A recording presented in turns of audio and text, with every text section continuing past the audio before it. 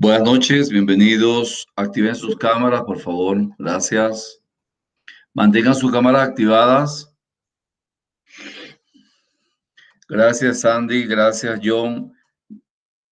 Gracias, Jennifer. Victoria, por favor, su cámara. Sergio Ibarra, su cámara, por favor. Estamos grabando para que quede constancia que están en clase. Bien. Bueno, primeramente, mucho gusto. Mi nombre es Carlos Carmona y me corresponde dictarle algunas clases de repaso de microeconomía y macroeconomía. Empezamos con macroeconomía hoy el sábado. Ya el sábado no se va a ir a San Lorenzo, las clases van a ser virtuales y no se sabe si el 20 estaremos por San Lorenzo. A fin de que haya una mayor resolución, se nos pidió, al menos mi coordinación, que mantengan sus cámaras activadas, ¿verdad? Quien no la tenga activada no pueda colocar la asistencia porque no sé si está o no está allí. Y para una mayor resolución voy a desactivar mi cámara para hacer la presentación. Voy a pasar a asistencia.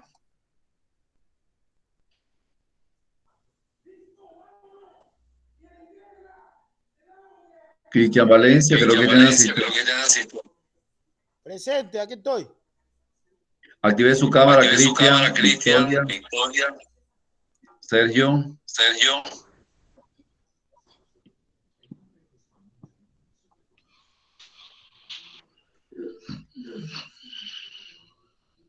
Nuestra clase va a durar entre 2 y 3 horas. Según lo establecido en el cronograma. Bien.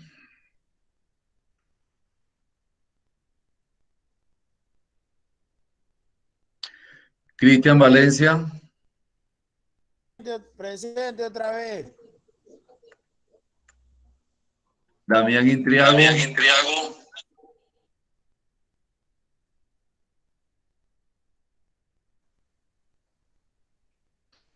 Hernán Iñapa.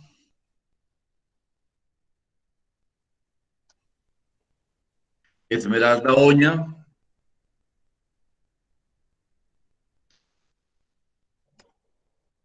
Jennifer Alcíbar.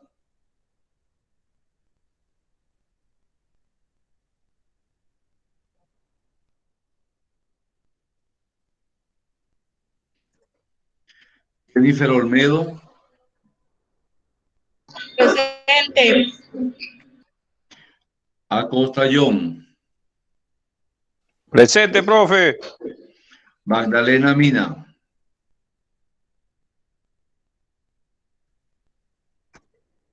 María Cázares. Sandy Vera. Presente, profe. Sergio Ibarra.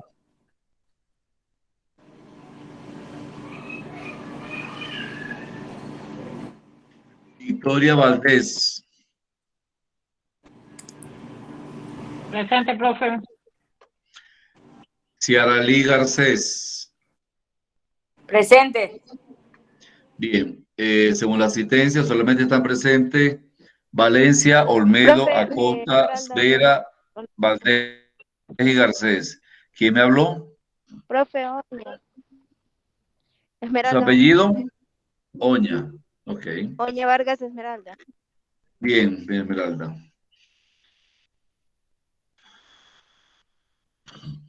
Esmeralda, active su cámara. Sergio, active su cámara, por favor.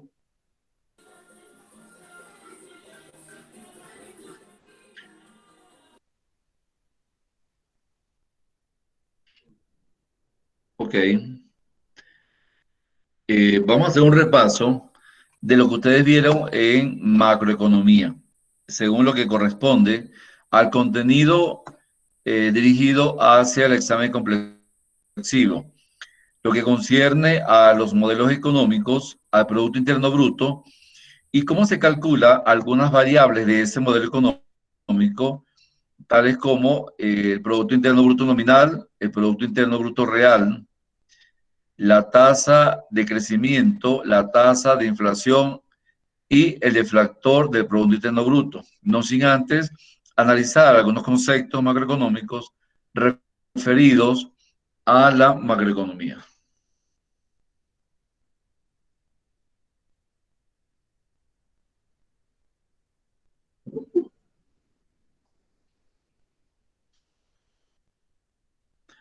Cualquier pregunta me la pueden hacer en la medida que voy dando la clase. No importa que me interrumpa, pero lo importante es que no queden dudas.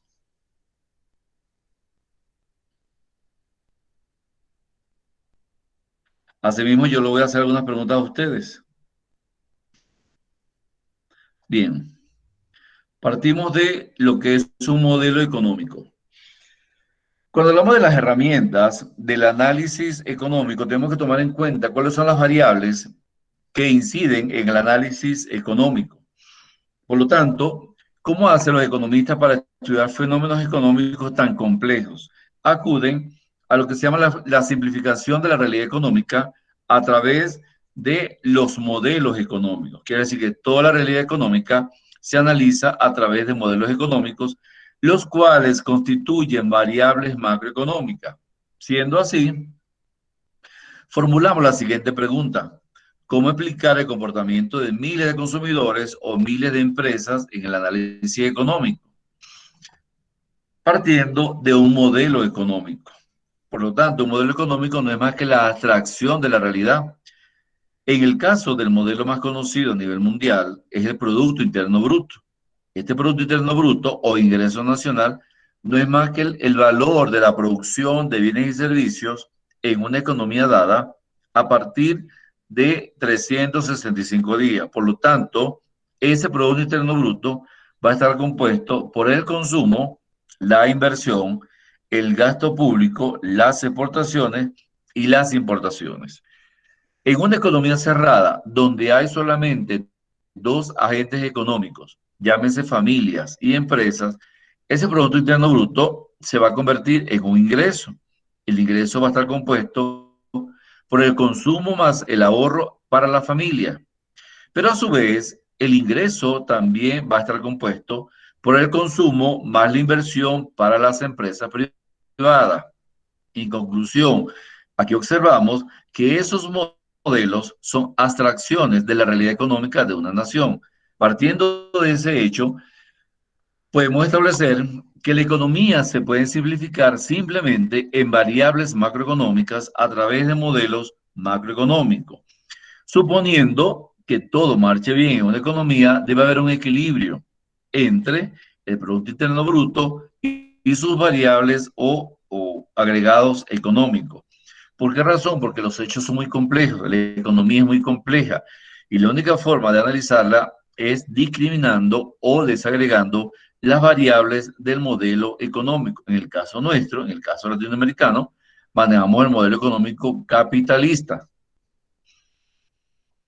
Ahora bien, hay que definir lo que es la economía. La economía es una ciencia social que analiza el por qué el hombre necesita resolver problemas económicos. ¿Para qué? Para satisfacer sus necesidades económicas ante crecientes necesidades. Quiere decir que en la medida que los recursos son escasos, las necesidades son múltiples y crecientes. Por lo tanto, cuando se desarrolla un modelo, se trata de conservar la esencia del problema económico a resolver, ya sea desempleo, crisis económica, inflación, estanflación, falta de inversión, corrupción, disminución de las exportaciones o incremento de las exportaciones. Y sin embargo, se dejan de lado los detalles que no son muy relevantes. De allí la importancia de que un modelo económico es una representación simplificada de la realidad, son descripciones teóricas simples que captan la esencia del funcionamiento de la economía, la descripción desde el punto de vista del economista, cómo funcionan las cosas en el mundo real, cómo se analizan, cómo se resuelven esos problemas económicos de manera que exista un bienestar económico y social. Por lo tanto, si analizamos un modelo económico para una economía cerrada, donde solamente existen empresas y familias, y no se tome en cuenta el Estado ni el comercio internacional, podemos establecer algunas relaciones de las variables de esta economía, como lo vemos a continuación. Se trata de representar cómo está organizada la economía y cómo interactúan sus miembros. Partiendo de los siguientes supuestos, que la economía solamente se compone de dos sectores, los hogares y las empresas. Por lo tanto, es una economía cerrada que no tiene gobierno y no tiene comercio internacional. Recuerden que es una economía hipotética.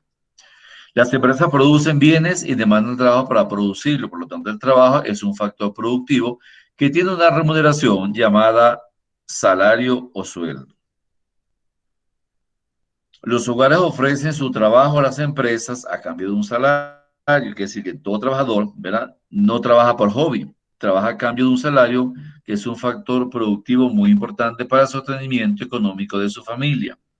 Y de allí que los hogares utilizan el salario para adquirir bienes y servicios en la empresa. Por lo tanto, se produce un circuito económico o un flujo circular de la renta a través del hecho de que las empresas venden las mercancías o los bienes que producen a cambio de un precio. Ese precio que paga el trabajador es lo que motoriza la economía para que el empresario pueda comprar materia prima, transformarla en producto terminado y nuevamente esa mercancía regresa, pero ingresa al circuito económico. ¿Alguna pregunta hasta el momento con respecto a la conceptualización y descripción de un modelo económico en una economía cerrada? ¿Alguna duda, alguna pregunta? ¿Sí o no?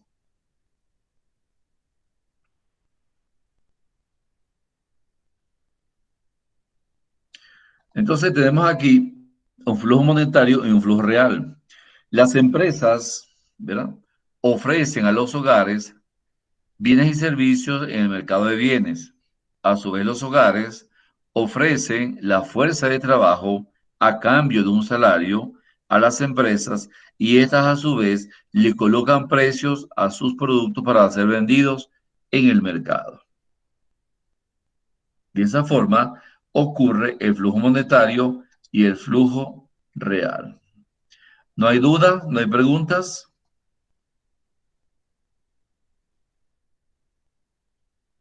¿Sí o no? Seguimos. Si no hay dudas o no hay preguntas, continúo la clase. Bien. Perdón, con esta modalidad. Ok. En toda economía existen objetivos macroeconómicos. ¿Qué son los objetivos macroeconómicos? Aquellos objetivos que un gobierno persigue para poder darle bienestar a la sociedad económica en la cual está envuelto. Por lo tanto, esos objetivos macroeconómicos van a ser el incremento de la producción a través del logro del Producto Interno Bruto y del Producto Nacional Bruto. Cuando hablamos de Producto Interno Bruto, nos referimos al valor de la producción de bienes y servicios finales en una economía durante un año. Ese Producto Interno Bruto va a estar destinado por la producción de bienes y servicios a través de las maquinarias y la mano de obra, ya sea por residentes nacionales y también por extranjeros. Sin embargo, cuando hablamos de Producto Nacional Bruto, PNB, nos referimos a aquella producción que solamente la produce los bienes nacionales a través de la mano de obra nacional y extranjera. Otro objetivo macroeconómico que persigue la economía es el empleo. Por lo tanto, el Estado tendrá que controlar, disminuir la tasa de desempleo, de manera que el empleo pueda generar un nivel de consumo, un nivel de inversión, un nivel de demanda agregada que pueda satisfacer las necesidades de la población. Y de esa forma, si el mercado interno está satisfecho, también estará satisfecho el mercado internacional. Otro objetivo macroeconómico es la estabilidad de precios. El gobierno debe intentar estabilizar los precios de manera que la inflación no pueda llegar al 1%. Por lo tanto, él debe controlar esa inflación a través de lo que conocemos como el índice de precio al consumidor o también a través del deflactor del Producto Interno Bruto. Cuando el gobierno quiere analizar macroeconómicamente el objetivo de la estabilidad de precios en cuanto a la satisfacción de bienes y servicios de la familia con precios estables y precios bajos, recurre al índice de precio al consumidor, tomando como referencia la canasta básica, que en este momento, en el caso de Ecuador, la canasta básica está en el orden de $715 por una familia de 5 miembros. Ahora bien, cuando el gobierno quiere analizar todo el crecimiento de la economía a través del Producto Interno Bruto, que es decir, la sumatoria de todos los bienes y servicios producidos a nivel final de la población, recurre a lo que llamamos el deflactor del Producto Interno Bruto, que más adelante lo vamos a ver y vamos a analizar algunos ejercicios. Y otro objetivo macroeconómico que busca estabilizar la economía de cualquier país es el comercio internacional, es decir, incrementar las exportaciones netas. Cuando hablamos de incrementar las exportaciones netas, nos referimos a que necesita venderse más al extranjero que comprar del extranjero. ¿Por qué? Porque al vender más bienes y servicios al extranjero, eso induce a que ingrese más divisas a la economía nacional. Y por supuesto, debe reducirse las importaciones, motorizando la productividad de las empresas nacionales. En conclusión, podemos establecer que toda economía persigue cumplir objetivos macroeconómicos. ¿Cuáles son? La producción, el empleo, la estabilidad de precios y el comercio internacional. ¿Hay alguna duda? ¿Hay alguna pregunta hasta el momento? Por favor, digan sí o digan no, pero al menos contesten. No, profe. Ok, muchísimas gracias. Continuamos. Así como las empresas tienen su contabilidad financiera conformada por un balance general, un estado de pérdidas y ganancias, un plan de inversión, la economía a nivel macro también tiene su contabilidad llamada contabilidad nacional. Es la contabilidad nacional la que realiza el Ministerio de Finanzas o el Ministerio de Hacienda y también la realiza el Banco Central de cada país, en este caso, el Banco Central de Ecuador. Ahora, ¿qué es la contabilidad nacional? Es una metodología o es una estrategia que mide la actividad de una economía a lo largo de un periodo, principalmente de un año, y registra las transacciones realizadas por los diferentes agentes económicos en una nación, ya sean familias, empresas, gobierno y también el comercio internacional, de manera que estos agentes económicos forman parte de esa economía nacional que se registra a través de las cuentas nacionales que más adelante vamos a analizar. Y a eso es parte también de los agregados económicos o variables macroeconómicas para analizar el modelo en referencia. En este cuadro observamos las diferentes cuentas macroeconómicas de la perspectiva de economía hipotética del año 2008 al 2011. Como podemos observar, la variable más importante es el Producto Interno Bruto Real, es decir, el verdadero valor de la producción de bienes y servicios a través de los años, del año 2008 al año 2011. Por lo tanto, aquí podemos observar que para esta economía hipotética, el mejor año fue el año 2011, con un 2,6% de incremento del Producto Interno Bruto Real. Le sigue el Producto Interno Bruto Nominal, que es el valor de los precios de los bienes y servicios en un momento determinado como precio de referencia, es decir, el precio de venta al público. Otra variable que compone el Producto Interno Bruto es el consumo final privado. Este consumo final privado se refiere al consumo de las familias. El consumo final, AA, se refiere al consumo de las empresas privadas. La formación bruta de capital fijo no es más que la inversión que realizan las empresas privadas en la adquisición de terrenos, maquinarias, equipos. La demanda nacional es la demanda que realiza de bienes y servicios tanto a las familias como a las empresas. La exportación de bienes y servicios es la venta de bienes y servicios al extranjero, por los cuales se reciben divisas internacionales en cualquier moneda, ya sea en euro, en yen japonés, en yuan coreano, en yan chino o en euro europeo. Y la importación de bienes, todo lo contrario a la exportación, es la compra de bienes y servicios al exterior. Por lo tanto, lo importante es para esta economía que las exportaciones sean mayores a las importaciones, determinando así que existe un saldo de la balanza comercial positivo en términos de comercio internacional. Siendo así, aquí podemos observar que a nivel del sector exterior, la economía ha ido creciendo hasta el año 2009. Sin embargo, a nivel internacional, hubo un descenso en el año 2010 y en el año 2011. El empleo, como ya habíamos analizado, es una variable que persigue un objetivo macroeconómico donde se le da la capacidad de que las personas entre los 14 y los 65 años puedan ejercer una función laboral y puedan generar un tratamiento de estabilidad a su familia. Por lo tanto, aquí observamos que el empleo fue negativo en los dos primeros años. Sin embargo, la economía se ha ido recuperando hasta llegar al año 2011. Igualmente la tasa de paro y la tasa de desempleo. También vemos que la tasa de desempleo se ha ido creciendo, sin embargo, hubo un descenso en el año 2011.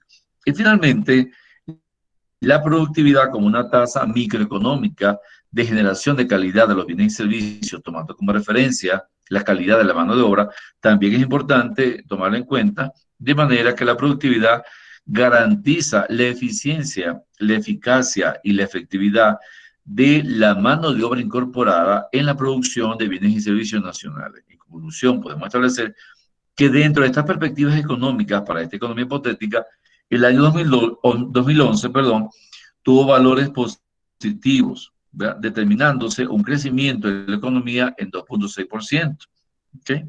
Y determinándose que hay un empleo del 1.4%. Sin embargo, la tasa de desempleo es muy alta. Quiere decir que de cada 100 personas en edad comprendida entre los 14 y los 65 años, 15 personas están desempleados o buscando trabajo por primera vez, ya sea con una economía formal o una economía informal. Aquí podemos observar un diagrama del flujo circular de la renta en una economía abierta y en una economía cerrada. En el caso de una economía cerrada, similar a la cual les expliqué anteriormente, podemos observar que existen dos agentes económicos, las empresas y los consumidores. Y también existen dos mercados, el mercado de bienes y servicios y el mercado de factores. Por supuesto, como ya ustedes vieron en macroeconomía, con la profesora que les dictó macroeconomía en aquel entonces, existen tres factores económicos: tierra, trabajo y capital. La tierra, ya sea agrícola o urbanizable, es el material, es el factor productivo fijo, el cual tiene una remuneración llamada renta. El trabajo es un factor movilizable, puesto que la mano de obra puede emigrar en diferentes países o provincias. Ese trabajo tiene una remuneración llamada sueldo o salario. Salario para los obreros y sueldo para los empleados. Igualmente, existe el tercer factor, que es el más importante porque es el que motoriza a la economía, es el factor capital. Este factor capital se traduce en términos de inversión. Por lo tanto, su remuneración es la tasa de ganancia o la tasa de beneficio que aspira y espera todo inversionista cuando va a invertir en una actividad económica productiva. Siendo así, existen dos agentes económicos que son las empresas y los consumidores, y observamos que a nivel del flujo de bienes y servicios, ¿verdad? Las empresas ofrecen bienes y servicios en el mercado de bienes y servicios, por lo tanto las empresas venden esos bienes y servicios y los hogares lo compran. En este caso, el mercado de bienes y servicios es destinado ¿a quién? A los consumidores que compran y consumen, poseen y venden factores. En este caso, la familia venden el factor trabajo. ¿A quién? A las empresas, y las empresas pagan sueldos y salarios a esos trabajadores. En el nivel del flujo de dinero, podemos observar que los consumidores realizan gastos, ¿dónde? En el mercado de bienes y servicios. Y las empresas reciben ingresos por la compra de esos bienes y servicios que realizan las familias. A su vez, estas empresas, como no hay Estado, no pagan impuestos. Sin embargo, tienen que pagar sueldos, salarios, alquileres y beneficios en el mercado de factores a las empresas, a la familia, y estas a su vez convierten esos ingresos llamados renta para su sustento o para su consumo cotidiano. Hay lo que le llamamos una economía cerrada, donde hay dos agentes económicos y hay dos mercados.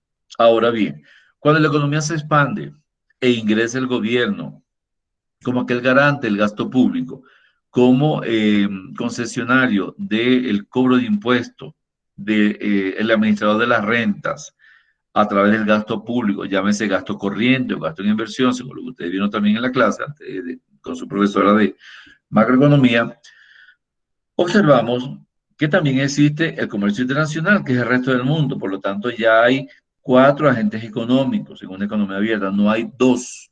Ya está la empresa, el gobierno, las familias y el resto del mundo.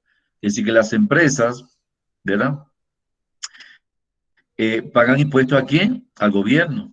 Las familias también pagan impuestos siempre y cuando su sueldo sea justificado para pagar impuestos. Y a su vez, la familia reciben salarios, intereses y pago de transferencia del gobierno. Cuando reciben subsidios, cuando reciben subvenciones, cuando reciben ayudas o reciben becas para sus hijos, es una forma de transferencia, de pago de transferencia del gobierno a la familia. A su vez también, el gobierno realiza compras de bienes y servicios en la familia y a su vez las empresas pagan impuestos. En el caso de la relación empresa-familia, también orbita los salarios, los intereses, los dividendos y el alquiler. Ahora bien, como el resto del mundo, en el resto del mundo existen las exportaciones y las importaciones. Quiere decir entonces que entre las empresas y el resto del mundo, igualmente entre las familias y el resto del mundo, suceden compras de bienes y servicios de fabricación nacional por extranjeros, que son las exportaciones, pero también las compras de bienes y servicios de fabricación extranjera que realizan las personas nacionales a través de esas importaciones. En conclusión, podemos establecer que el flujo circular de la renta o diagrama de una economía, diagrama circular de la renta de una economía abierta es mucho más amplio. ¿Por qué? Porque es el flujo circular actualizado, el que se da hoy en día. Hoy, por supuesto, no existen economías cerradas, existen economías abiertas, donde hay 4 agentes económicos y entre ellos se relacionan actividades de compra y venta de bienes, servicios, capital, servicios financieros, en forma de exportaciones y también en forma de importaciones. ¿Alguna duda, alguna pregunta con respecto a los 2 diagramas del flujo circular de la renta en una economía abierta, en una economía cerrada? ¿Dudas? No, ¿Preguntas? profe. ¿Sí o no? Bien. Siendo así, vamos a conceptualizar lo que es el Producto Interno Bruto o Producto Interior Bruto. Por lo tanto, el Producto Interno Bruto mide, como ya se lo había dicho, el valor monetario total de los bienes y servicios finales producidos para el mercado durante un año dado dentro de la frontera de un país. ¿Por qué los bienes finales? Porque si toman en cuenta la materia prima y el producto final, se haría una doble contabilización y eso no existe ni siquiera en la contabilidad empresarial. Por esa razón, solamente se va a tomar en cuenta los productos finales. Por ejemplo, si yo voy a fabricar una casa, empiezo a fabricar la casa en el año 2015, ¿verdad? Pero termino de fabricar la casa en el año 2016, quiere decir que el Producto Interno Bruto solamente va a tomar como referencia el valor de la casa cuando se finaliza para la venta, ya sea en el año 2018, 2019, cuando termine de venderse la casa. No en el 2015, porque allí estoy utilizando materia prima o insumos y esos valores no se toman en cuenta para efecto del Producto Interno Bruto. Ahora bien, existe un valor agregado. El valor agregado no es más que la diferencia entre el costo de la materia prima para producir la casa, para fabricar la casa, y el precio de venta final con el cual se vende la casa. Quiere decir que si yo invierto $5,000 en materia prima para fabricar la casa y la casa la vendo en $15,000, ya estoy obteniendo un valor agregado o una ganancia, una rentabilidad de $10,000 como valor final. Y ese valor final es el que se toma como referencia para efectos de la contabilidad nacional de ese año cuando se vendió la casa. Ahora bien, cuando se mide el Producto Interno Bruto, no cuentan todos los bienes y servicios producidos, sino únicamente los que se venden a los usuarios finales. No se toma en cuenta la economía subterránea, es decir, el contrabando, no se toma en cuenta la economía informal, no se toma en cuenta algunos servicios que no son contabilizados por el Banco Central de esa nación. Solamente se toma en cuenta aquellos productos que son reflejados a través de la venta de bienes y servicios por medio de factura y, por supuesto, por medio del pago de impuestos. ¿Alguna duda con respecto al concepto de Producto Interno Bruto o Producto Interior Bruto? ¿Sí? ¿O no hay dudas? Bien. No, profe. Aquí tenemos el caso, ¿verdad? Como se lo expliqué anteriormente, las etapas de producción en bienes intermedios y el valor de la venta en euros. Aquí tenemos que para hacer el pan, que es el bien final, tenemos trigo y tenemos harina, y tenemos el pan al por mayor y tenemos el pan al por menor. Quiere decir que para producir pan necesitamos 5 euros de trigo, 15 de harina, ¿verdad? Y el pan al por mayor lo vendemos en 25 euros. Quiere decir que estamos obteniendo una rentabilidad de 5 euros. Ahora, si lo vendemos como bien final al pan al por menor, lo podemos vender en 36 euros. Fíjense que a la medida que va pasando el proceso productivo, obtenemos mayor rentabilidad. Entonces se nos plantea, si para calcular el PIB se sumara por separado la producción de los bienes intermedios, que es harina y trigo, los estaríamos contando más de una vez, puesto que ya están incluidos en el valor del bien final. Por lo tanto, en el cálculo de Producto Interno Bruto, que es el valor monetario de los bienes finales, quedan excluidos los terrenos o los activos financieros, quedan excluidos la tierra, los recursos manantiales, además de los bienes de segunda mano. Quiere decir que solamente se va a tomar en cuenta la materia prima para la producción, ya sea de pan al por mayor o la producción de pan al por menor. Ahora, es importante determinar que el Producto Interno Bruto se calcula por tres vías o tres métodos. Los tres métodos, el resultado debe dar el mismo resultado, debe ser igual. Entonces se calcula a través del gasto, por el método de los costos y los factores, que ya lo habíamos mencionado anteriormente, y se calcula por el valor añadido o el valor agregado. La sumatoria de cada uno de estos métodos debe dar el mismo resultado, y es así como ustedes van a realizarlo en el examen complexivo. Vamos con el primer método, el cálculo del PIB por el método valor agregado o valor añadido. Se dice que el valor añadido es la diferencia entre el precio de venta de un bien sin tener en cuenta los impuestos indirectos, el costo de los bienes intermedios adquiridos para su producción. Le pregunto yo a ustedes, que ustedes vieron esta materia, ¿qué son los impuestos indirectos? ¿Qué son los impuestos indirectos? ¿Quiénes son los impuestos indirectos que paga un empresario cuando calcula el Producto Interno Bruto por este método?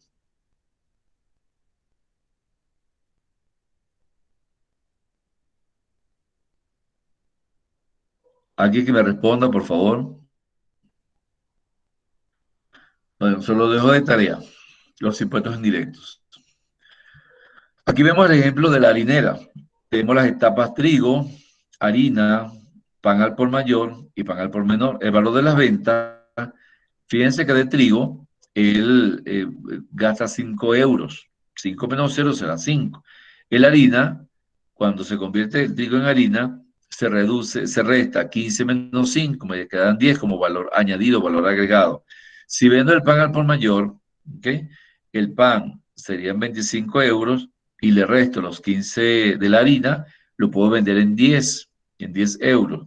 Ahora, si vendo el pan al por menor, le resto 35, 36 menos 25, que es el valor del pan al por mayor, y vendo el pan en 11 dólares. En conclusión, 5, 10, 10 y 11 va a ser el valor agregado o el valor añadido en cada etapa de la producción de ese bien final, que es el que se vende, que es el pan al por menor. Ahora, por supuesto, aquellas personas que compren pan al por mayor lo conseguirán mucho más económico que comprarlo individualmente el pan. Para calcular el método de valor añadido, que es el Producto Interno Bruto, a costo de factores, es decir, al costo de los factores tierra, trabajo y capital, esto va a ser igual al valor agregado. ¿Y qué es el valor agregado?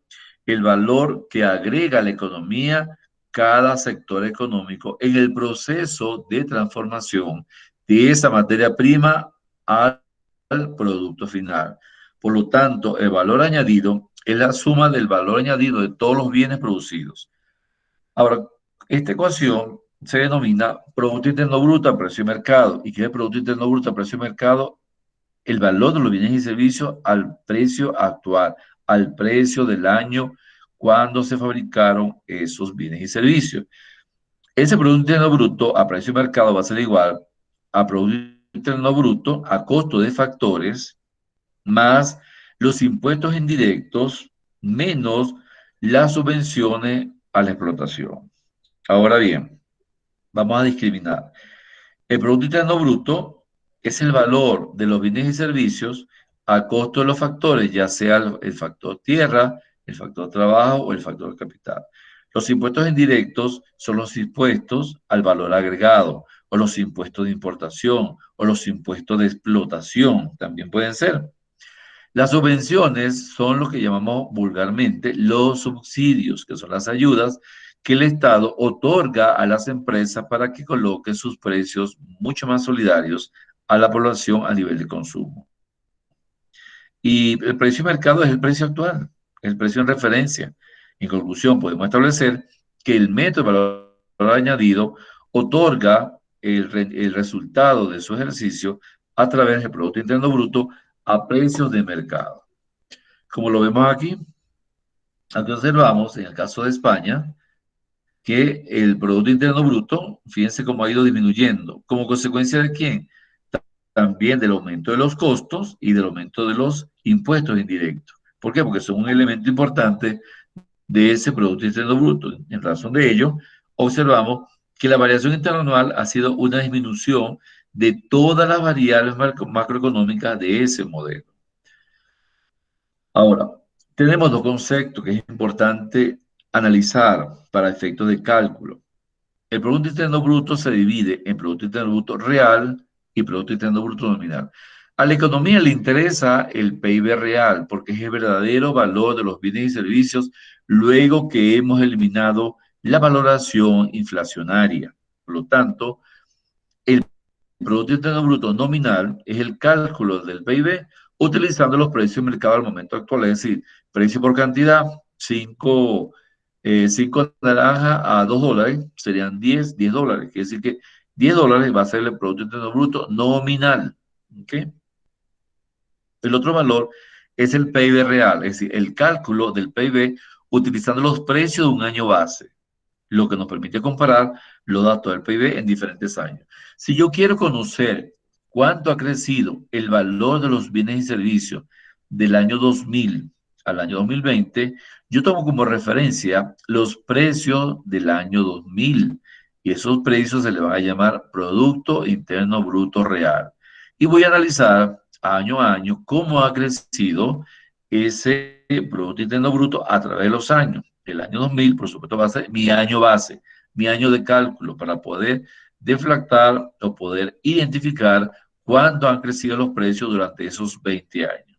Es lo que conocemos como el índice de precio. ¿Y qué es el índice de precio? Para comparar el Producto Interno Bruto nominal y el Producto Interno Bruto real. Son unas medidas ponderadas de los precios en los que cada bien o servicio se valora de acuerdo a su peso o importancia en el producto total, lo que le decía anteriormente. En el caso de las familias, que toma como referencia los productos de la canasta básica. Ese producto de la canasta básica, cada uno tiene su precio y en la medida que ellos van creciendo, se determina cuál es el valor de la inflación año a año o mes a mes. Por supuesto, esto lo van a entender mucho mejor cuando estemos analizando los ejercicios. Sin embargo, es importante que diferencie lo que es un PIB nominal de un PIB real. Tenemos otra identidad, la identidad del deflactor. El deflactor lo que hace es depurar los precios de un año base con respecto a un año actualizado. Es decir, el deflactor del PIB del año T va a ser igual al PIB nominal de ese mismo año sobre el PIB real de ese año por 100. Es decir, aquí estamos valorando el verdadero valor de los bienes y servicios, eliminando los efectos inflacionarios. Entonces, el deflactor del PIB es un índice de precio que se obtiene dividiendo para cada año el PIB nominal en el PIB real, y este toma un valor es 100 en el año base. Es decir, en el caso anterior, el año 2000, el deflactor va a ser 100. Y de ahí se va a observar qué niveles han crecido por encima de 100 y qué niveles han decrecido por debajo de 100 para poder medir el impacto de la inflación sobre la sostenibilidad de esos precios durante los próximos 20 años. ¿Dudas? ¿Alguna duda? ¿Sí o no? Bien. Entonces, el deflactor, ¿verdad? Podemos establecer que es un índice que pondera el índice de precios con la participación de los diferentes bienes en el valor de la producción. El índice de precio al consumidor pondera la participación de los diferentes bienes en el presupuesto de la unidad familiar representativa.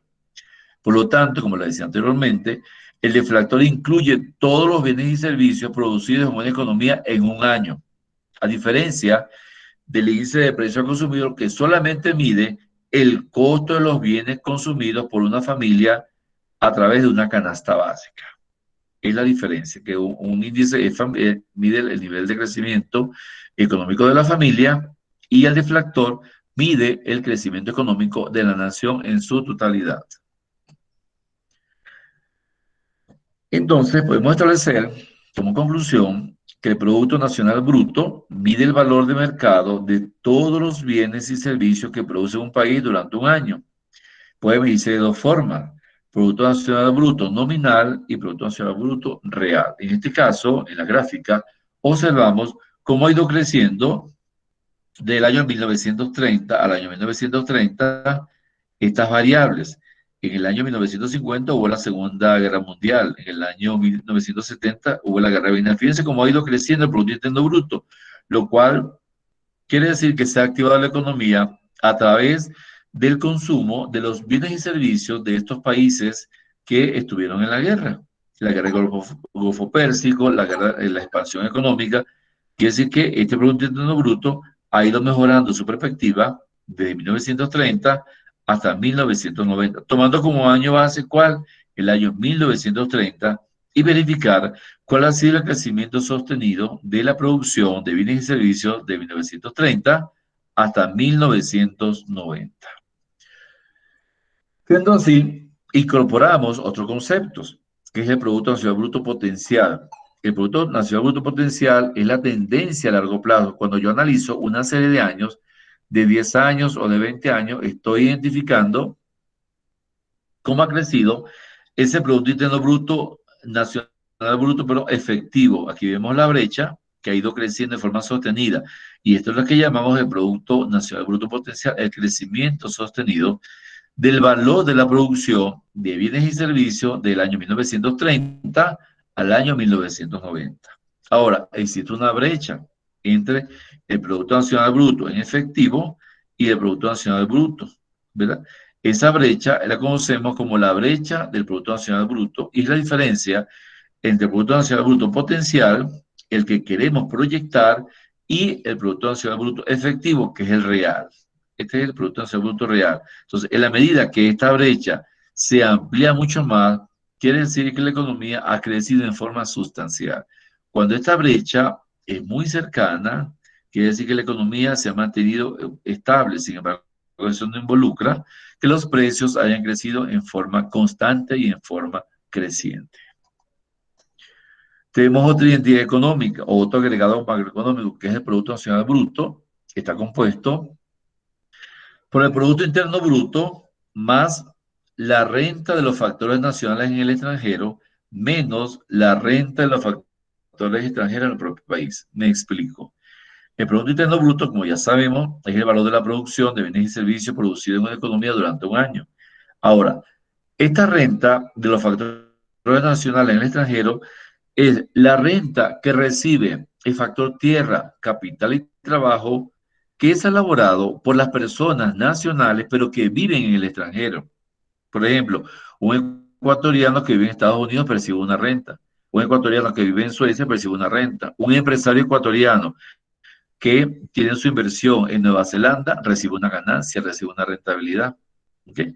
Entonces, o también un agricultor que tenga una tierra en Australia y la alquile, aún él viviendo en Ecuador, también recibe una remuneración. Por lo tanto, esta renta va a ser la renta recibida por los ciudadanos ecuatorianos que tienen inversiones y que tienen activos en el extranjero, por lo tanto reciben una remuneración. A diferencia de la renta de los factores extranjeros en el propio país, Ellos, por ejemplo, los extranjeros que estamos en Ecuador y recibimos una renta, un sueldo y un salario, y lo enviamos al extranjero para ayudar a la familia o para invertir en el extranjero.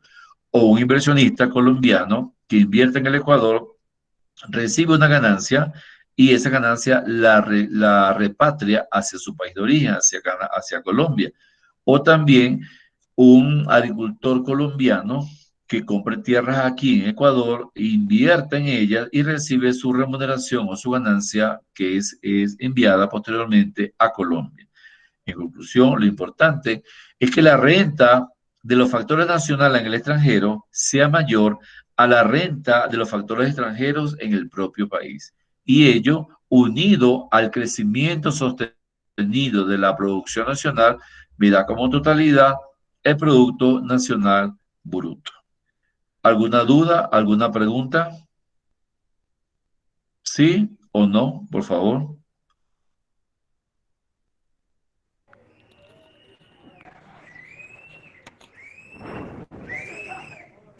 ¿No hay preguntas? Por favor, activen las cámaras.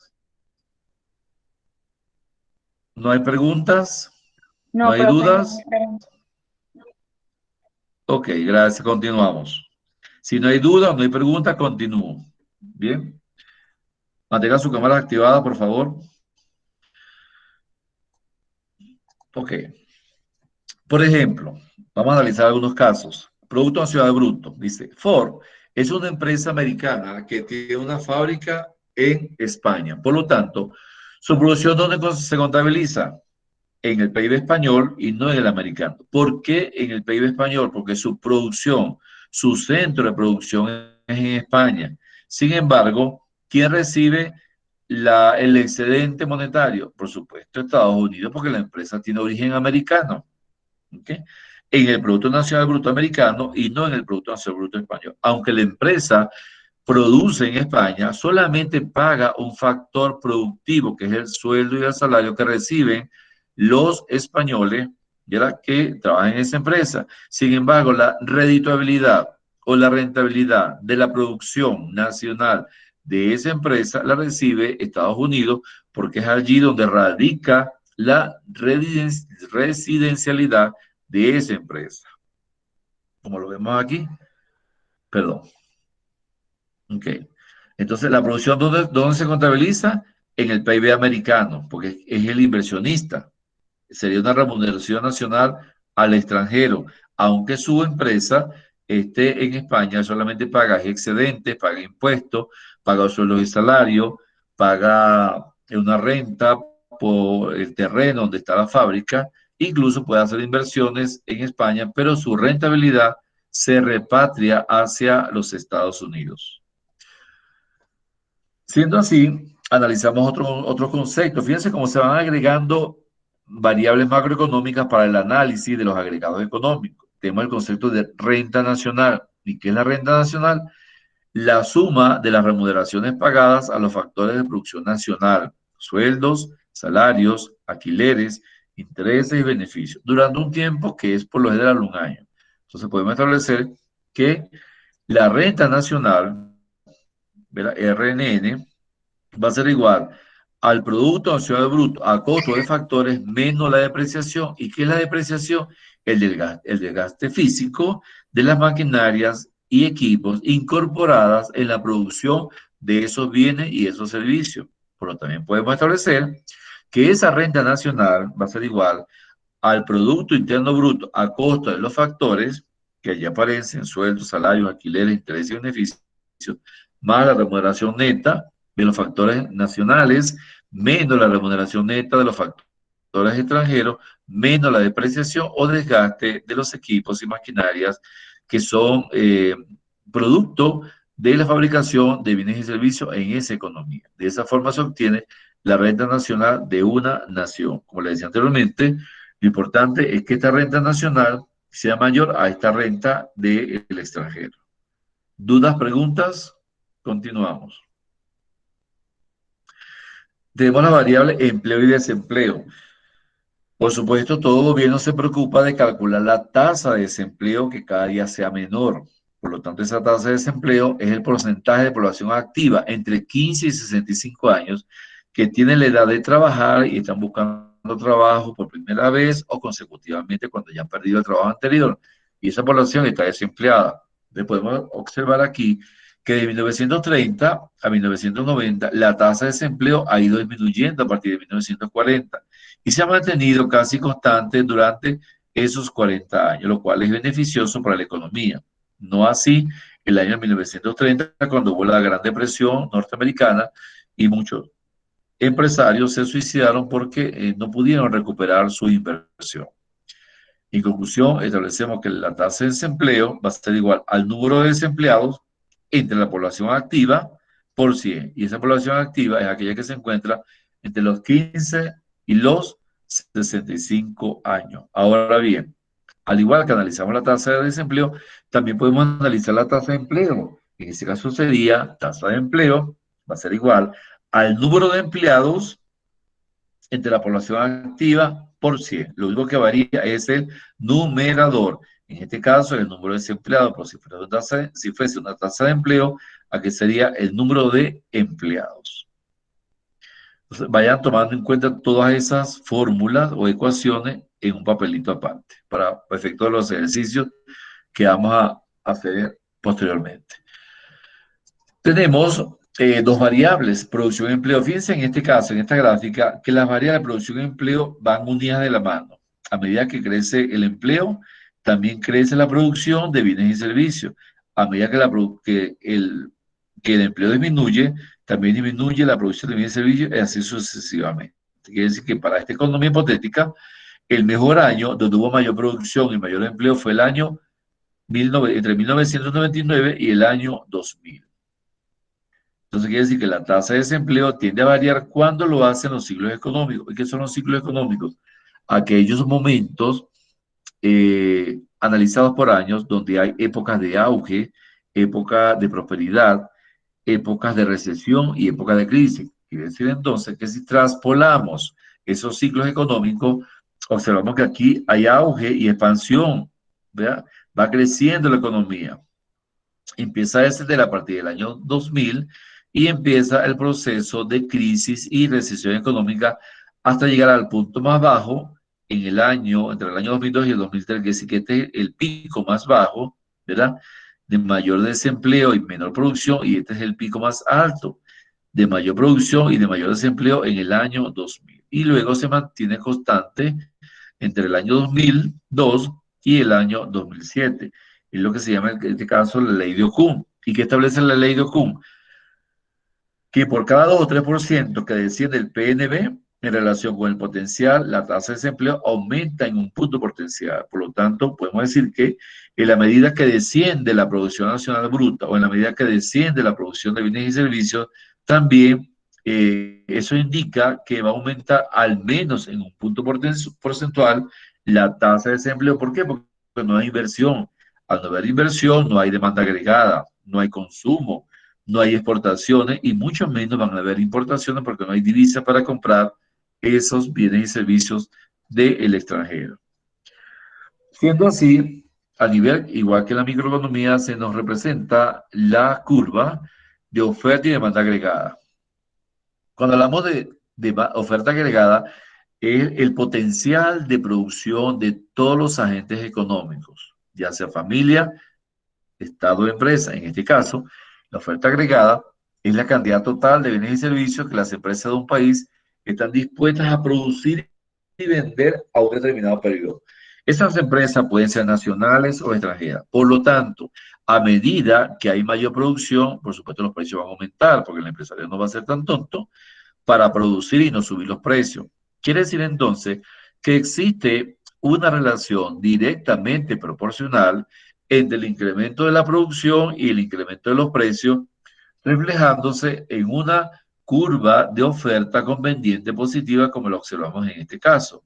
Por lo tanto, al aumentar el nivel de precio de este punto a este punto, se incrementa el nivel de producción real de este punto a este punto. Por lo que es lo mismo, hay un crecimiento sostenido tanto de la producción nacional como de los precios que colocan los empresarios en el mercado potencial. A ello le llamamos oferta agregada.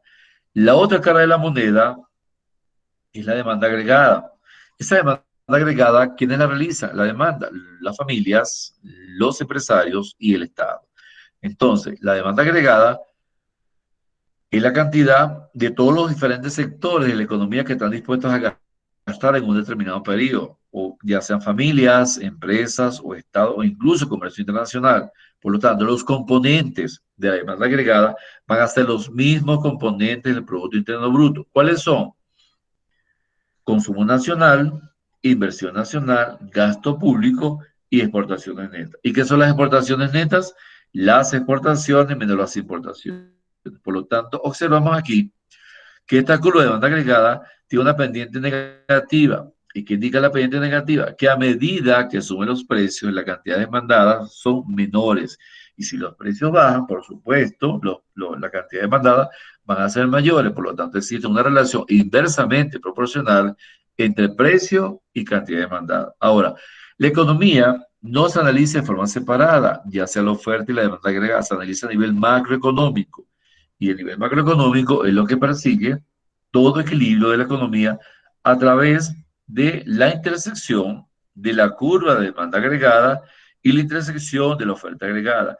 En este punto, donde ellas se intersectan, ocurre lo que conocemos como el equilibrio macroeconómico. Quiere decir que en este punto, tanto oferentes como demandantes están en equilibrio. ¿Por qué? Porque no hay ni precios de excedente ni precios de escasez.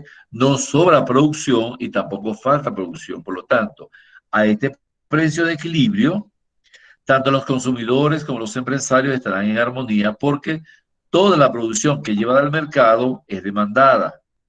Es decir, que esta producción no es la producción que en verdad satisface ese mercado interno. Ahora bien, ¿cuándo ocurre ese equilibrio? Cuando este precio está por encima del precio de ese equilibrio, quiere decir que hay un excedente. ¿Por qué hay un excedente? Pero hay una escasez. ¿Por qué una escasez? Porque los precios son tan altos que el empresario no va a querer, el consumidor no va a querer comprarle. Por lo tanto, deja esa mercancía y no la compra. Pero tampoco el precio puede estar por debajo del precio de equilibrio porque ocurriría una escasez. El empresario no va a ser tan tonto para vender a precios muy por debajo del precio de equilibrio, entonces prefiere no producir. Es entonces en el punto donde se intersectan las curvas de oferta y demanda agregada, donde ocurre el equilibrio macroeconómico a nivel nacional. ¿Y qué es ese equilibrio macroeconómico? Es una combinación de la cantidad y el precio globales, con lo que ni los compradores ni los vendedores desean alterar sus compras, ventas o sus precios. Es decir, que es el equilibrio armónico que muchas veces no se consigue en las economías latinoamericanas, pero sí se logra en las economías desarrolladas, principalmente en los Países Bajos, tales como Noruega, Suecia, Suiza, Holanda, Finlandia, Dinamarca, donde el gobierno, conjuntamente con el empresario, logra mantener un equilibrio macroeconómico en pro del bienestar económico y social de toda la nación. ¿Alguna duda? ¿Alguna pregunta? ¿Sí o no? ¿No hay dudas? ¿No hay preguntas? Damián, pregunta. No, profe, Garcés, estamos bien. Valdés, Añapa, John No, Acosta. profe. Ajá. No, profe. Por lo que veo, Sandy, Sergio y Cristian y Jennifer están inasistentes. Ok, continuamos. Continuamos. Ah, pero como no los veo, No, pero ando pelón. no importa. Ya, profe. A mí lo que me interesa es que estén ahí preguntando y opinando. Ya. Ok, continuamos.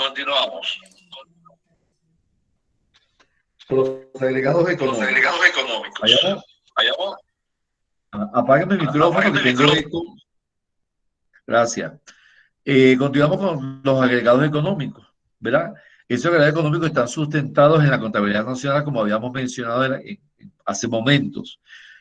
Quiere decir entonces que la contabilidad nacional, ¿verdad? Recapitulando, es una metodología que ofrece resultados de manera de que la economía pueda cuantificar todas las actividades económicas lícitas que se desarrollan en un país y con las cuales se mantiene relación a nivel interno y a nivel internacional por medio del comercio internacional a través de las exportaciones y las importaciones, que es la balanza comercial de toda nación. Cuando esta contabilidad nacional se analiza, es importante analizar también todos los agregados económicos, tales como la contabilidad nacional, que ya la vimos, el Producto Interno Bruto, que no es más que el valor monetario de los bienes producidos, bienes y servicios, perdón, producidos en una economía en términos de un año, la producción corriente, que es la producción nacional, los bienes finales, que son tomados en cuenta y no los bienes intermedios, el territorio nacional, donde gravita, en el caso de Ecuador, los 17 millones de habitantes, ya sean nacionales o extranjeros, el Producto Nacional Bruto, que es la producción nacional elaborada por mano de obra nacional y extranjera, producción de bienes y servicios, el Producto Interno Neto, que solamente toma en cuenta la mano de obra nacional y no toma en cuenta la producción de bienes y servicios por mano de obra extranjera, y el Producto Nacional Neto, que toma en cuenta la mano de obra nacional de producción de bienes y servicios, luego que ha deducido los costos de depreciación de las maquinarias y los equipos que contribuyeron a la producción de esos bienes y esos servicios en términos de empresa privada. Siendo así, podemos establecer que esos agregados económicos, ¿verdad? El principal es el Producto Interno Bruto, donde se contabiliza los bienes finales, el valor añadido y los precios de mercado. Por ejemplo, la economía ecuatoriana pareciera ser particularmente vulnerable a choques exógenos, es decir, a choques de comercio internacional, ya sea por exportaciones y por importaciones, debido a que los ingresos del sector externo dependen ampliamente de los precios del petróleo, la remesa de los migrantes, o sea, de los ecuatorianos que envían dinero a sus familias en el Ecuador, ecuatorianos que están en el extranjero, muchos están en Italia, muchos están en España, muchos están en Estados Unidos, y una que otra materia prima que también se puede exportar. El caso de que Ecuador exporta mucho camarón, mucho cacao, banano, es parte de esos ingresos nacionales. Sin embargo, cuenta la historia que la tasa de variación anual del Producto Interno Bruto en el periodo 2008-2009 sugirió que el impacto de la crisis fuese mucho menos severo en Ecuador que en el promedio de países latinoamericanos en términos de producción. ¿Por qué? Manteniendo y sosteniendo que la economía ecuatoriana tiene una moneda fuerte, como es el dólar, a partir del año 2000, como sustitución del sucre, se puede observar que en la crisis inmobiliaria, la burbuja inmobiliaria de los años 2007, 2008, 2009, que afectó a Estados Unidos y que por efecto dominó, también afectó a otras economías latinoamericanas, en el caso de Ecuador, Panamá y Salvador fue menos severa por tener una moneda muy fuerte, a diferencia de otros países latinoamericanos cuyas monedas gravitan alrededor del dólar y por supuesto son monedas con muy poco valor. El caso de Bolívar venezolano, el peso colombiano, el peso argentino, entre otros. Pero sin embargo, el dólar en El Salvador, en Panamá y en Ecuador se mantuvo con un impacto no tanto negativo. Siendo así, se puede observar, según las cifras estadísticas de la serie económica del Banco Central de Ecuador, que existió un Producto Interno Bruto ecuatoriano que creció en el 3.4%. ¿Qué significa esto en términos económicos? Que la economía ecuatoriana, por cada $100 que invirtió en la producción de bienes y servicios en el año 2013, se obtuvieron en rentabilidad nacional $3.40 en el año 2014. Por supuesto, hubo un crecimiento económico de variables tales como el consumo nacional, la inversión nacional, las exportaciones y hubo capacidad para importar, manteniéndose equilibrado el gasto público. Por lo tanto, ese 3.4% es un valor agregado con respecto al año 2013. Sin embargo, también podemos observar que el Producto Interno Bruto ecuatoriano en el año 2015 previsto crecer en 4.1%, quiere decir que la economía siguió mejorando en 2015 con respecto a 2014, quiere decir que ya por cada $100 de inversión en el año 2014 ya no se obtuvo $3.40, sino que para 2015 la economía siguió mejorando y se obtuvo una rentabilidad de ese ingreso nacional en $4.10 por cada $100 invertidos en la economía ecuatoriana en el año 2014. Por supuesto, efectos que son muy positivos dentro del análisis de los agregados económicos. ¿Alguna duda, alguna pregunta? ¿Sí o no? Profe. No oigo. No. No. Ok. Bien, seguimos. Entonces vamos a confrontar el Producto Interno Bruto versus el Producto Nacional Bruto. Son dos variables que ya hemos venido analizando desde el principio de la clase. Entonces, se nos plantea que el Producto Interno Bruto contabiliza toda la producción de bienes y servicios finales realizada en el interior de los países, ya sea por elaboración de mano de obra nacional o extranjera. Por lo tanto, este PIB va a ser igual al consumo nacional más el gasto público, más las inversiones, más las exportaciones, menos las importaciones. También el Producto Nacional Bruto contabiliza únicamente, como le decía anteriormente, la producción realizada por las personas físicas o jurídicas, llámese empresa, que gozan de la condición de residente en el país. En el caso de los extranjeros que tienen visa, tienen cédula, son parte de este Producto Nacional Bruto. Ahora, los extranjeros que no tienen documentos legales no forman parte de ese PNB porque es generado por una economía informal. Igualmente, las empresas extranjeras que gravitan en la economía ecuatoriana, su producción también es contabilizada en el Producto Nacional Bruto. Tal como lo vemos aquí, y ya la vimos también anteriormente, que es decir, que el Producto Nacional Bruto va a ser igual a Producto Interno Bruto menos la remuneración de los factores extranjeros más la remuneración de los factores económicos nacionales, que ya lo vimos aquí.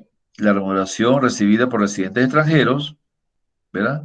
Y la remuneración recibida por los nacionales en el exterior. Quiere decir que esta remuneración es un aporte a la economía ecuatoriana y no esta, porque esta es una salida de divisas. En cambio, este es un ingreso de divisas. Entonces, el PIB nominal es aquel que se calcula utilizando precios de mercado, precios corrientes o precios del día. Y el PIB real, aquel que se calcula utilizando los precios de un año base o referencia o precio constante, lo que nos permite comparar los datos del PIB en diferentes años, como lo vamos a ver en este ejercicio. Aquí observamos una economía del año 2008, 2009 y 2010. Tenemos los productos que son naranjas y tenemos los precios para el año 2008, para el año 2009, para el año 2010. Podemos observar que esa economía produce la misma cantidad de naranjas en el año 2008, 2009 y 2010. Sin embargo, los precios han variado, los precios han crecido. Aquí observamos que en el año 2008 el precio fue de $4 por 1.700 naranjas, en el año 2009 $4.75 y en el año 2010 $5.60. Quiere decir que ha habido un crecimiento sostenido de los precios. El Producto Interno Bruto nominal, ¿cómo se calcula? Multiplicando precios por cantidad. Quiere decir que esto es el crecimiento económico. Del año 2008, $6.800, el año 2009, $8.075 y el año 2010, $9.520. A pesar que hubo la misma producción, los precios se incrementaron. Sin embargo, podemos observar que ha habido un crecimiento sostenido de esa economía del año 2008 al año 2009, perdón, al año 2010.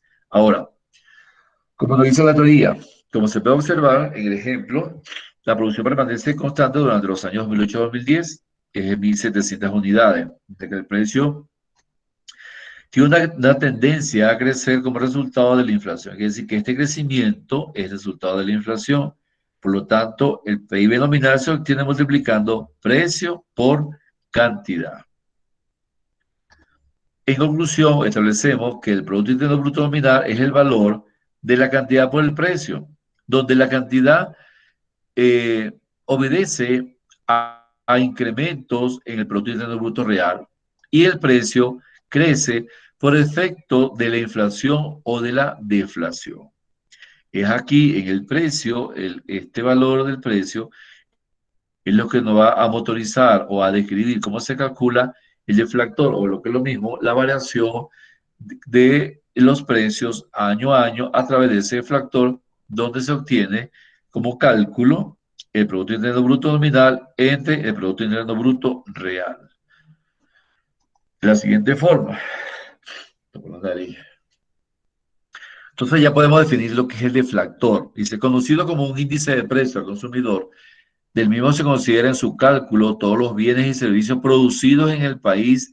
Este deflactor recoge la variación que se ha producido en los precios durante un periodo de tiempo que es un año.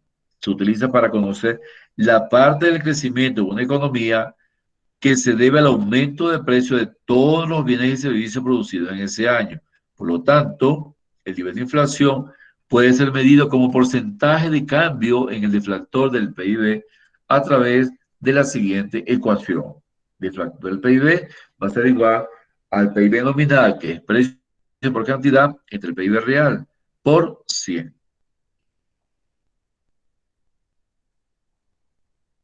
Vamos a suponer que el precio de la papa en el año 2000 era de 0,25 la libra y que en ese país se encontraba produciendo 1.000 libras de papa. Por lo tanto, el PIB nominal es cantidad por precio, es decir, 0,25 por 1.000. Quiere decir que para ese año, para el año 2000, el PIB de la papa, perdón, el PIB nacional por producción de papa era de 250. Ahora bien, para el año 2005, este va a ser el año base, el año 2000. Para el año 2005 se puso 1.100 libras de papa a 0,35 la libra. Por lo tanto, tenemos un PIB nominal de 1.100, ¿verdad? Que es el año 2005 por 0,35. Quiere decir que en términos de Producto Interno Bruto nominal, la producción creció de 250 a 385. Pero eso no le interesa a la economía. Le interesa saber en cuánto varió la inflación en términos de producción.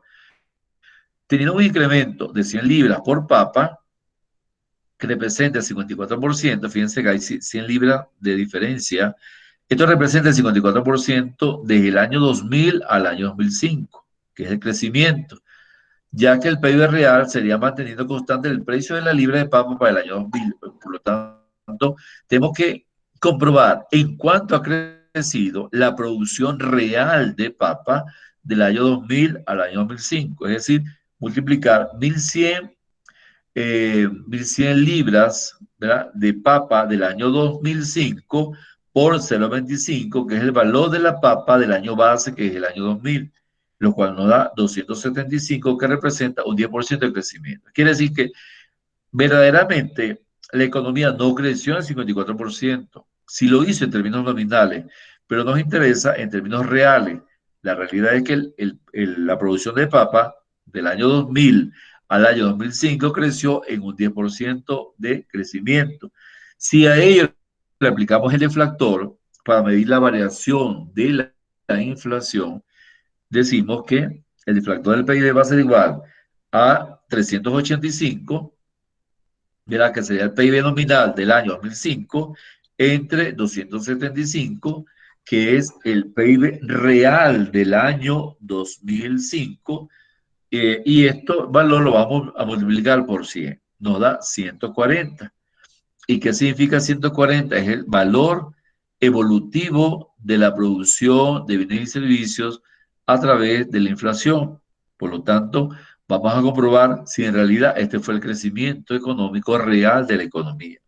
Entonces establecemos por despeje que el PIB real va a ser igual al PIB nominal, que son 385, entre el deflactor, que nos da 275 por 100.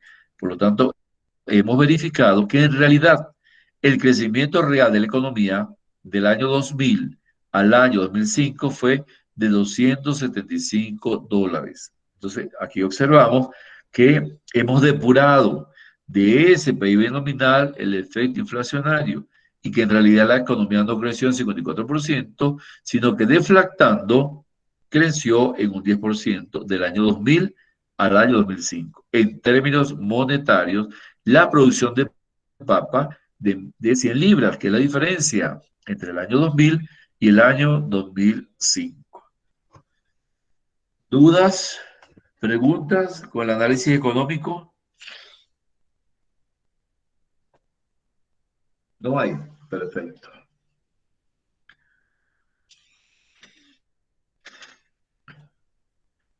Ejercicio de deflactor. Así mismo le va a salir en el examen. O parecido. Tenemos el PIB nominal del año 2008, 2009 y 2010. Habíamos dicho que el PIB se obtiene multiplicando precio por cantidad, 1000 por 100, ¿verdad? 2 por 150, 3 por 200, 2 por 50, 3 por 100, 4 por 150. Quiere decir que 1000 por 100 del año 2008 más 2 por 50 nos da $200. Precio por cantidad igual 2 por 150 más 3 por 100 nos da $600. 3 por 200 más 4 por 150 nos da $1.200. Hemos obtenido el PIB nominal del año 2008 al año 2010.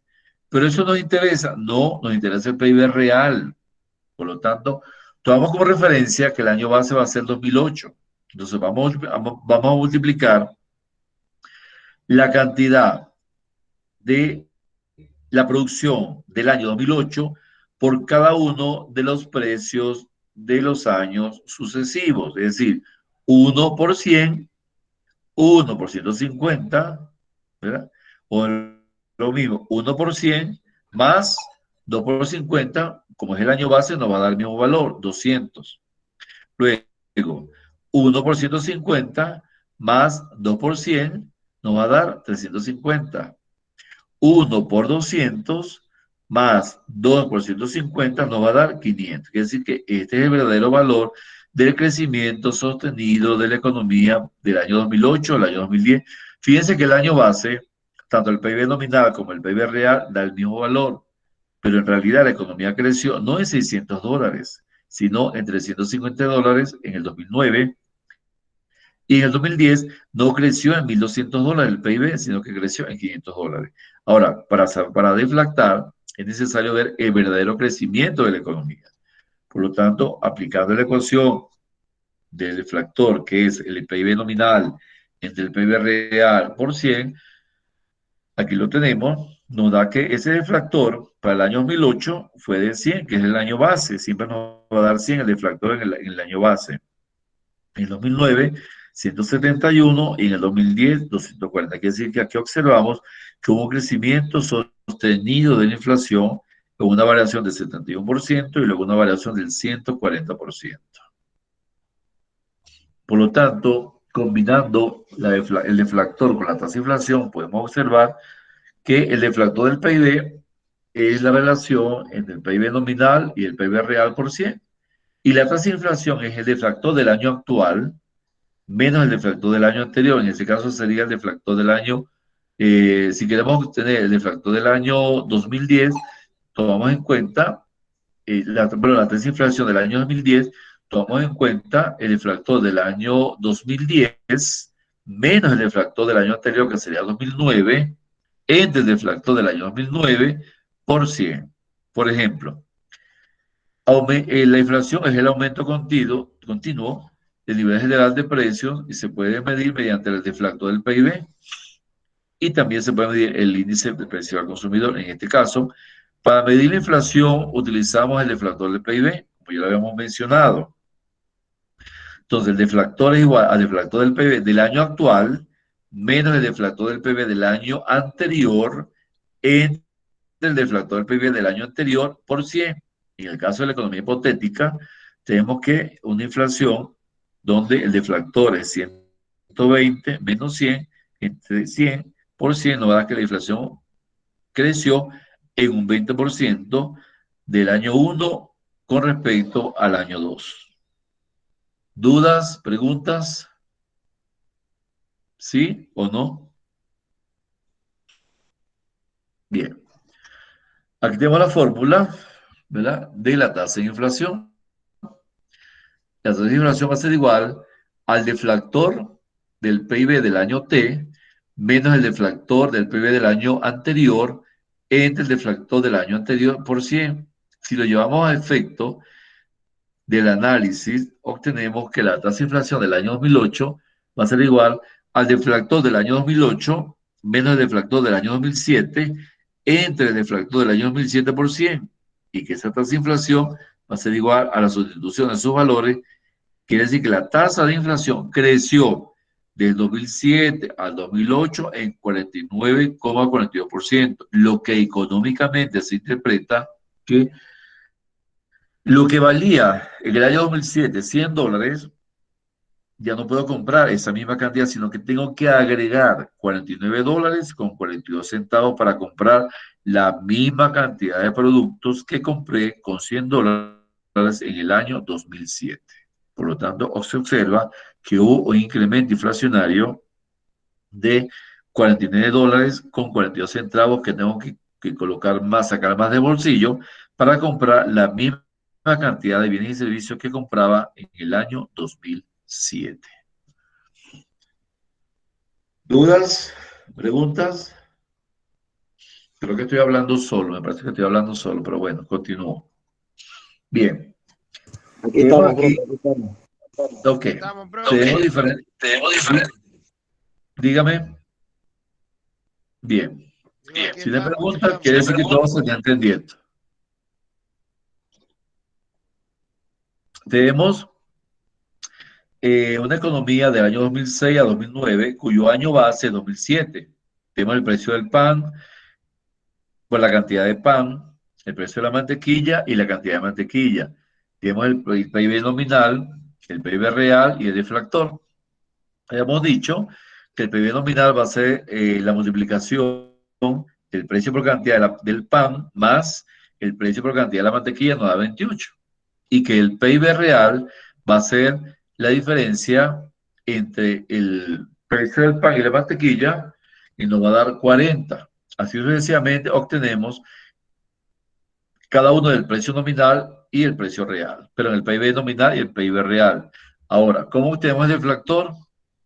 Dividiendo el PIB nominal entre el PIB real por 100, quiere decir que este va a ser el deflactor 70 en el año base, siempre el deflactor va a ser 100. Luego, el año 2008, el deflactor creció en 129 y el año 2009, el deflactor creció en 157. Ahora, esto nos interesa. En parte sí, en parte no, porque el deflactor solamente nos indica que la inflación ha crecido. Ahora, ¿cómo lo comprobamos? De la siguiente forma. El precio por la cantidad de pan más el precio por la cantidad de mantequilla.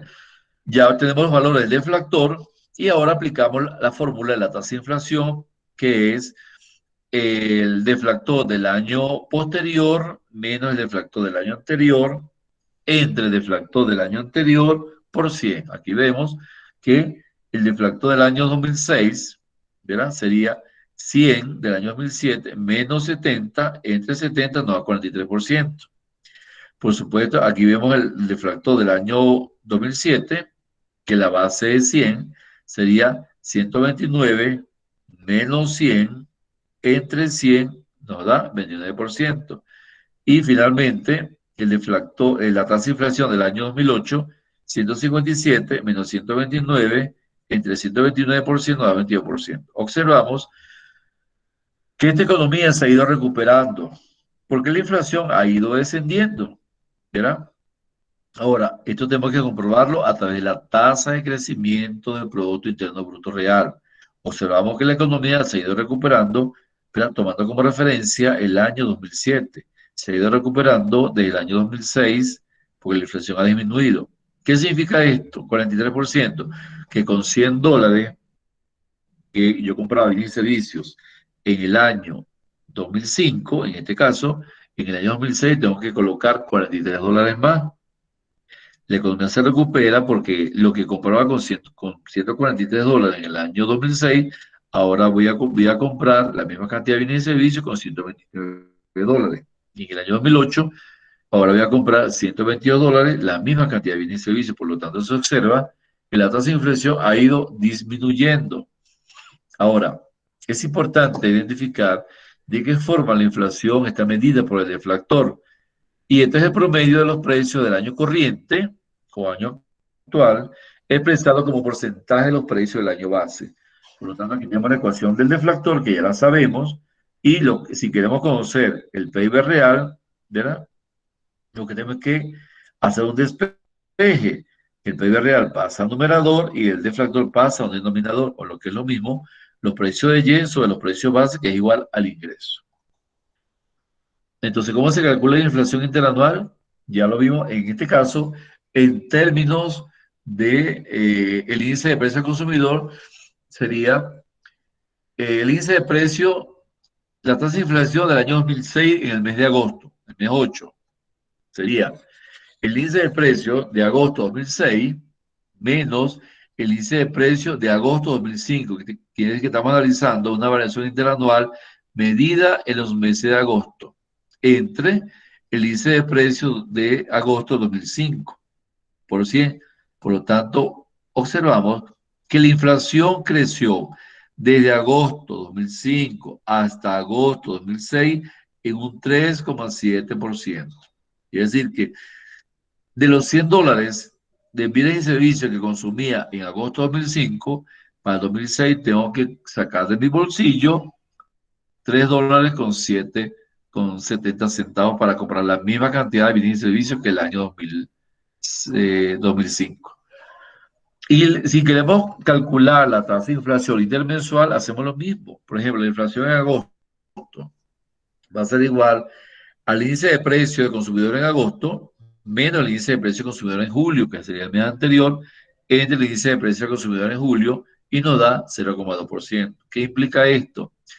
Que por cada $100 en bienes y servicios que yo compraba en julio, ahora para comprar esa misma cantidad de bienes y servicios en agosto de ese año, tengo que agregar 20 centavos de dólar. Por supuesto, es una tontería, es imperceptible ese incremento inflacionario. Ahora, si fuera de $3 mensual, ahí sí me preocupa. En conclusión, podemos determinar que también podemos calcular, perdón, la tasa de inflación acumulada en lo que va de año respecto a diciembre del año anterior. Entonces, queremos conocer la inflación de agosto de 2006. Comparamos el índice de precio de agosto del año 2006 menos el índice de precio de diciembre de 2005, que quiere decir que queremos ver en cuánto ha crecido la inflación de diciembre de 2005 hasta agosto de 2006. En 8 meses, la inflación ha crecido en 1,9%. Igual, con $100 que yo consumí en mis compras navideñas, $100 para agosto, ya no puedo comprar la misma cantidad, tengo que colocar $1,90 para comprar la misma cantidad de productos que consumí en agosto, pero en diciembre del año 2005. Y de esa forma se interpreta cada uno de los incrementos inflacionarios, ya sea mensual o ya sea anual. Bien. ¿Alguna duda, alguna inquietud? No hay duda. Ok, perdón. Aquí vemos otra vez los métodos del cálculo del Producto Interno Bruto, cuya sumatoria debe darnos la misma cantidad. El método del gasto. ¿Qué variables se incluyen en el método del gasto? Dice que en algunos casos el gasto puede ser mayor a los niveles de producción. Si el gasto es mayor a los niveles de producción, quiere decir que la economía está en déficit. Entonces se consumirá lo que se produjo en ese periodo más lo acumulado en años anteriores. Sucede mucho en la economía que no ahorran, entonces no hay ingreso en un año posterior y entonces tienen que consumir lo que se produjo en el año anterior. Igualmente las familias, también sucede a nivel de las familias. Cuando las familias no tienen ingresos en este mes, tienen que consumir lo que tenían guardado en la alacena o en el armario para poder completar su alimentación. Ahora, caso contrario, cuando el gasto es menor al volumen de la producción, por la economía se acumula la producción, es decir, cuando usted ahorra, ¿verdad? Ese ahorro le sirve para hacer un consumo futuro. Por lo tanto, existe lo que se llama la variación de reserva o también la variación de existencia. Cuando hay una variación de reserva, cuando yo tengo mis ahorros y es positivo, ese gasto total fue menor que la producción, quiere decir que la producción se acumula y pueden ser exportadas en términos nacionales. Y por lo tanto, eso va a generar una riqueza del país. Caso contrario, cuando la economía no se ahorra, ¿verdad? Y por supuesto hay un ahorro negativo, la producción no es suficiente para abastecer a esa población, entonces habrá que importar, ¿verdad? Para importar bienes y servicios para poder complementar ese gasto nacional.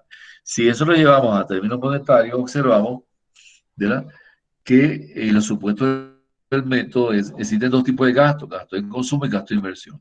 Llamamos gasto de consumo nacional cuando el Estado gasta en pago de sueldos y salarios de la administración pública, de los militares, de los funcionarios públicos, cuando el Estado gasta en educación, en salud, en seguridad y defensa. Y los gastos de inversión cuando el Estado invierte en maquinaria y equipos para las empresas estatales, fabricación de puentes, de carreteras, construcción de escuelas, construcción de vivienda, construcción de empresas del Estado que van a generar una producción mucho mayor. Por lo tanto, existen dos tipos de consumo: consumo personal y consumo del gobierno. Consumo personal es el consumo de las familias, en gasto de sus presupuestos, y el consumo del gobierno en pago de sueldos y salarios. Existen dos tipos de inversión: la inversión privada y la inversión pública. En conclusión, podemos establecer que cuando queremos calcular el gasto del método, el método del gasto, perdón, sumamos el consumo personal más el consumo del gobierno. Esto nos va al consumo total, sería 440. La inversión en las empresas más la inversión en el gobierno nos va a dar la inversión total. Esto, y al sumar el consumo total más la inversión total nos va a dar el gasto total, porque estamos elaborando la medición del PIB por medio del método del gasto. Es decir que por los tres métodos nos debe dar el mismo valor. El siguiente método es el método del ingreso. Y que comúnmente se entiende por ingreso como el pago de los factores de producción: tierra, trabajo y capital, es decir, el pago del trabajo y el pago del capital.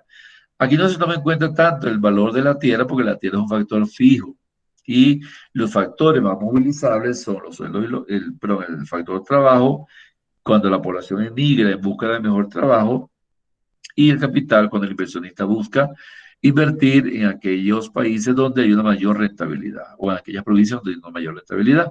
Por lo tanto, todas las remuneraciones que hace la economía pueden asumirse en lo siguiente: que por el método del ingreso se tomen en cuenta los salarios, los beneficios, los intereses financieros y las rentas. En conclusión, podemos establecer que el Producto Nacional Neto a coste de factores va a ser igual al ingreso nacional. Y como vemos aquí, si tomamos en cuenta esas variables macroeconómicas, el resultado va a ser igual a 500. O sea, estamos igualando el método anterior. Por lo tanto, ¿cuáles son los componentes de este método? Los salarios, más los beneficios, más los intereses, más las rentas. Esto nos va a dar el Producto Nacional Neto a coste de factores. Si eso le sumamos a los impuestos indirectos menos los subsidios, eso nos va a dar el Producto Nacional Neto a precio de mercado. Y si eso le sumamos a las depreciaciones, nos va a dar como punto final el Producto Nacional Bruto, igual que 500, igual que el mismo valor anterior, por el método del ingreso. Y finalmente, el método del valor agregado o valor añadido. Se le conoce también como método de la producción. Aquí sumamos los precios de las mercancías finales a través de los valores agregados del sector primario, el sector secundario y el sector terciario. Quiere decir que, tomando como referencia los bienes y los servicios intermedios, aquí tenemos los tres factores, perdón, los tres sectores: primario, secundario y terciario. Tenemos las compras del sector intermedio, tenemos los bienes de consumo y los bienes de capital. Si sumamos todos estos valores, nos va a dar la demanda total, que es lo que anteriormente conocimos como la demanda agregada. Por eso es que este método también se llama método de la demanda total. ¿Cuáles son sus componentes? El valor de la producción bruta va a ser igual a la demanda total, que sería la demanda intermedia más la demanda final. El valor de la producción bruta también puede ser igual a las compras intermedias más el valor agregado. El Producto Nacional Bruto va a ser igual al valor de la producción menos las compras intermedias, y el Producto Nacional Bruto también puede ser igual a la demanda total menos la demanda intermedia. Es decir, que por cualquiera de estas vías yo puedo obtener el método de valor agregado.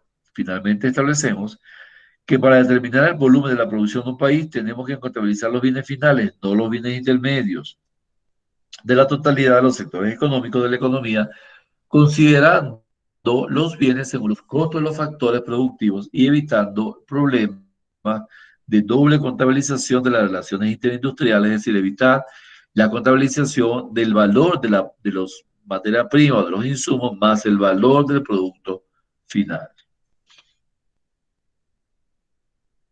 ¿Preguntas? ¿Dudas?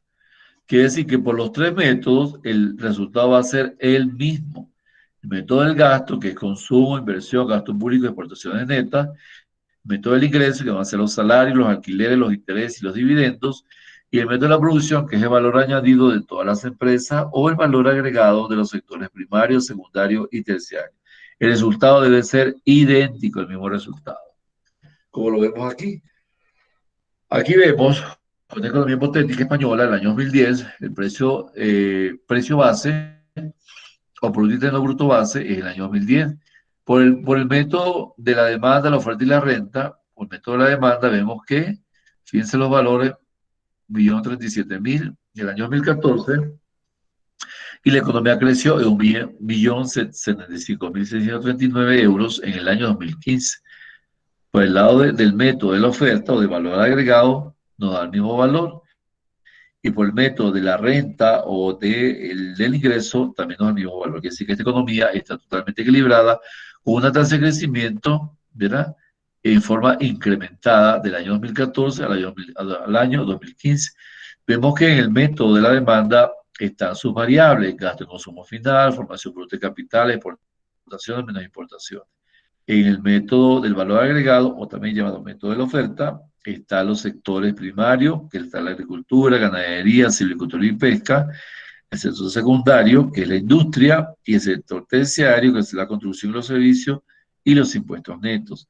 Y por el lado del ingreso, están todas las remuneraciones a los factores productivos, que son la remuneración a los asalariados, el excedente bruto y la renta mixta bruta, y los impuestos netos. Fíjense que en cada uno de los métodos nos da el mismo valor del año 2014 y del año 2015. Quiere decir que es una economía totalmente equilibrada por los tres métodos.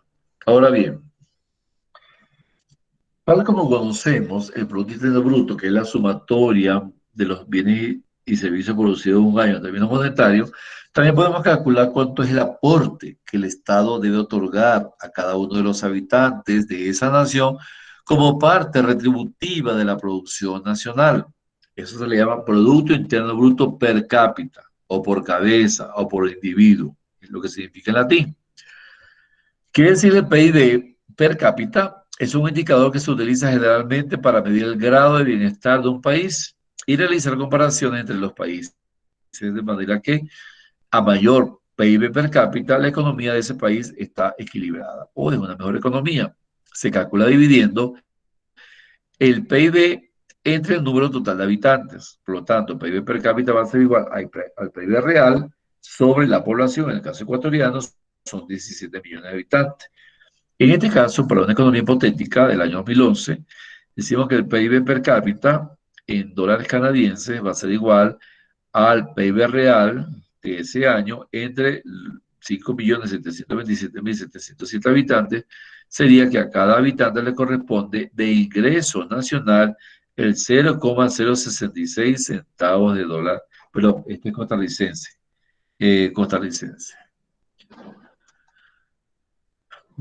¿Dudas?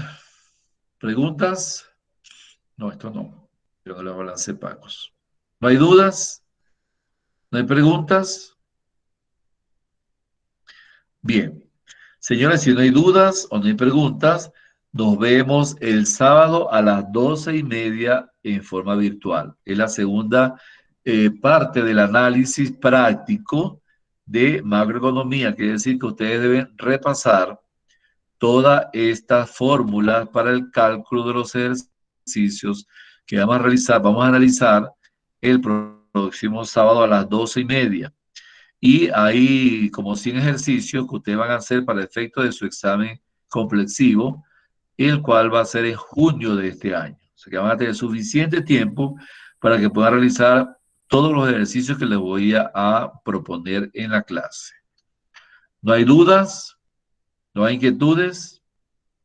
Entonces esperen que la clase se la suba a la plataforma. le voy a subir la clase a la plataforma y los ejercicios que deben hacer. Entonces, el sábado, por favor, no dejen de asistir para el análisis y los ejercicios, pero deben manejar muy bien todas las fórmulas. ¿Preguntas? ¿Dudas? Cristian, Jennifer, Intriago, Victoria, ¿no hay dudas? Bien, entonces estas láminas se las voy a enviar por el grupo de WhatsApp, pero también se las voy a subir a la plataforma en lo sucesivo. John Acosta, ¿tiene duda? Victoria Valdés. No, profe, todo claro. Gracias. Ciaralí Garcés. Jennifer. Todo claro, profe. Bueno, espero que así sea. Bueno, muchísimas gracias y nos vemos el sábado a las 12:30 del mediodía. Dijo virtual, profe. Sí, virtual, porque no vamos a Lorenzo porque el alcalde dijo que no se permitía concentraciones en los colegios. Ya, ok. Bueno, nos vemos entonces el sábado por aquí, por esta vía. Profe, una pregunta, profe. Dígame, Entonces, Añapa.